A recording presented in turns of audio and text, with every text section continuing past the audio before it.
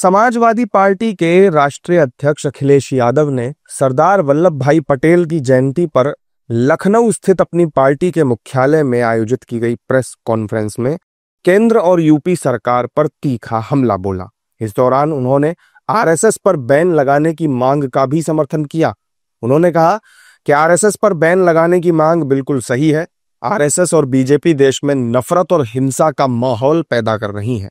सरदार पटेल ने खुद अपने समय में आरएसएस पर बैन लगाया था और देश में अब तक 3 बार इस संगठन पर प्रतिबंध लग चुका है।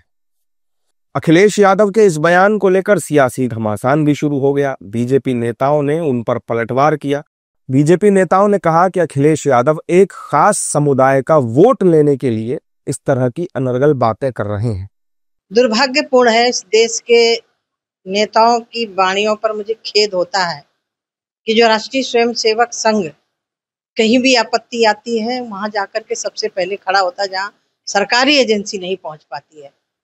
तो क्या ये संघ पर प्रतिबंध लगा करके मुस्लिम लीग लाना चाहते हैं क्या? किसके समर्थक है, पहले स्पष्ट करें।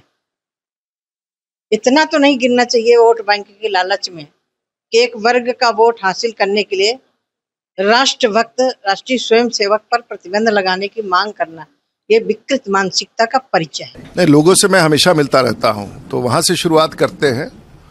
मुझे जो बिहार घूमने का अवसर प्राप्त हुआ, प्रधानमंत्री के कार्यक्रम में जो दृश्य देखने को मिला और मेरे गांव में अपने विधानसभा क्षेत्र की समीक्षा करने में, जहां का मैं वोटर हूं, ऐसा लग रहा है कि भारतीय जनता पार्टी एनडीए की सरकार को बिहार में बहुमत मिलेगी।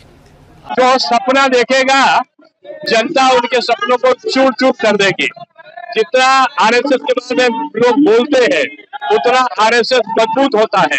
ये राष्ट्र भक्तों का समूह है, ये राष्ट्रद्रोहियों का सम्मान करने वालों का समूह नहीं है। ये राष्ट्र के लिए जीते हैं, स्वयंसेवक राष्ट्र के लिए मरते हैं। राष्ट्र जिनका आराधन है वो राष्ट्रीय स्वयंसेवक संघ है। अखिलेश यादव के बयान ने यूपी की सियासत को सुलगा दिया। ये पहली बार नहीं हुआ है जब अखिलेश ने राज्य और केंद्र सरकार पर हमला बोला हो। इससे पहले भी अखिलेश यादव अक्सर विवादित बयान देते रहे हैं।